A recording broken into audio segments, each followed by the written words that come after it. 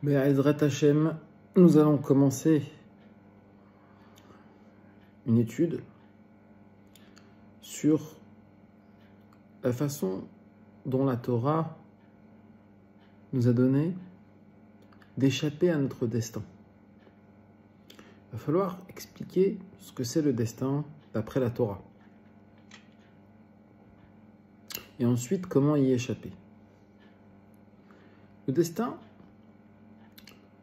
se situe dans ce qu'on appelle le monde matériel. Et il y a 4 autres mondes qui sont supérieurs au monde matériel et auxquels nous pouvons avoir accès par des portes qui nous ont été données dans la Torah. Le monde matériel s'appelle le Olam Asya, ou appelé également le monde de Malchut. Ce monde est constitué de 3 dimensions, qui sont les 3 dimensions de l'espace. Dans ces 3 dimensions, nous sommes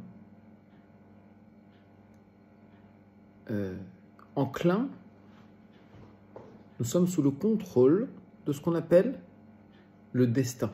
Et le destin, eh bien, il s'agit du Olam qui est le monde qui est juste au-dessus, qu'on appelle le monde du Yesod, appelé également le Olam HaYetzira, appelé également le monde de la formation. Dans ce monde-là, ce sont les anges qui ont le contrôle. Il faut savoir que lorsque l'homme n'obéit qu'à ses instincts matériels, eh bien, il est soumis au monde supérieur qui est le monde des anges. Et c'est pour ça qu'Hachem nous a donné la Torah, pour sortir d'Égypte. Il ne s'agit pas seulement de l'Égypte matérielle, mais il s'agit de l'Égypte spirituelle, c'est-à-dire le Olam HaYesod, le Olam HaYetzira. Et Pharaon avait lui-même une Neshama qui venait de Caïn. Et Caïn a le contrôle sur ce Olam HaYetzira. Alors comment faire? Eh bien, il faut se connecter au monde supérieur, qui est le Olam HaBriya, le monde de ce qu'on appelle la création ex nihilo en français, c'est-à-dire yesh me'ayin, en hébreu, c'est-à-dire la création à partir de rien. Yesh, c'est une création, me'ayin à partir de rien. Et ce monde-là, c'est le monde des neshamot, c'est-à-dire le monde des âmes. Et comment se connecter à ce monde des âmes? Eh bien, il faut se connecter aux lettres, aux otiyot et aux nekudot, c'est-à-dire les lettres de la Torah, avec leurs voyelles ponctuées, leur ponctuation en dessous. Et le soir de Shavuot est le moment propice pour méditer sur ces noms pour toute l'année.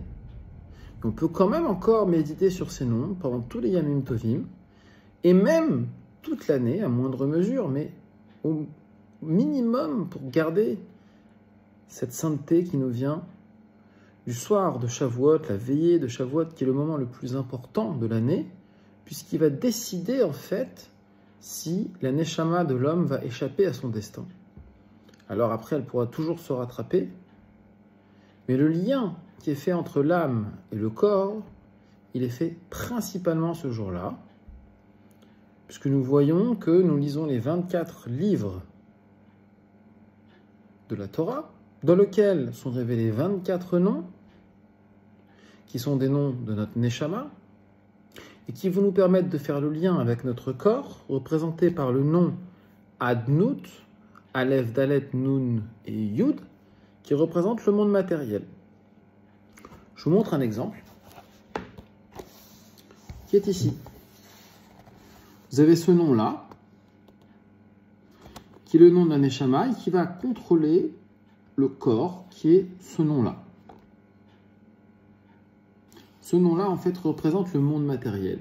C'est l'image du monde matériel, alors que ce monde-là représente la Neshama. Et comment on va faire? On va demander la miséricorde d'Hachem. On va invoquer un des 13 attributs de miséricorde. Et on va lire le passouk suivant.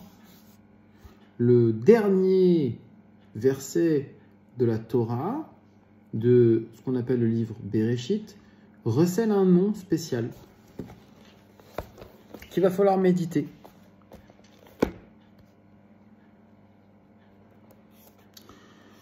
Et donc, je vous lis le passouk. Vayamot Yosef. Yosef est mort. Ben Mea Ve'eser Shanim. Il est mort à l'âge de 110 ans.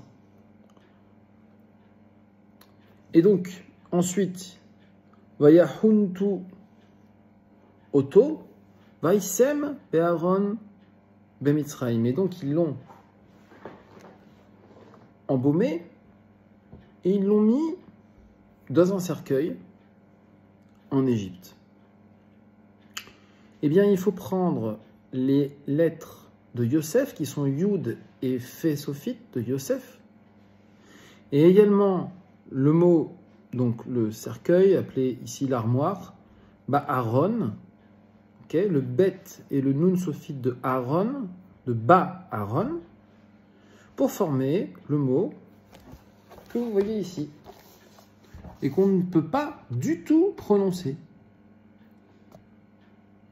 Puisque c'est un nom qui correspond à la Neshama, et si Chas Veshalom, on arrivait à le prononcer, alors les anges qui sont entre nous et la Neshama s'en nourriraient, et ils feraient une coupure, Chas Veshalom. Lo alenu, lo alechem. Il s'agit de ce qu'on appelle la Kabbalah Maasit, et donc, effectivement, peut-être qu'il faudrait un moment propice, comme c'est rapporté dans le Sefer Raziel, et peut-être une élévation très haute de la Neshama, et peut-être encore beaucoup d'autres choses que nous n'allons pas évoquer ici. Nous avons juste ici parlé de ce qu'on appelle la connexion entre la Neshama et le corps, c'est-à-dire le raffinement de notre corps et des anges qui sont entre notre corps et notre Neshama pour pouvoir ramener toutes leurs étincelles de sainteté qui sont emprisonnées dans les forces du mal pour pouvoir les remonter et les raffiner et les remettre à notre Créateur. Nous ne cherchons pas à faire descendre les mondes, nous cherchons à les élever pour ensuite les raffiner. Nous ne cherchons pas un profit matériel, nous ne cherchons pas un profit personnel, nous cherchons un lien, donc Kesher, avec notre Créateur. Et donc, en méditant ce nom, qui est le premier des 24 noms, eh bien, nous allons créer ce lien. Voilà pour cette explication.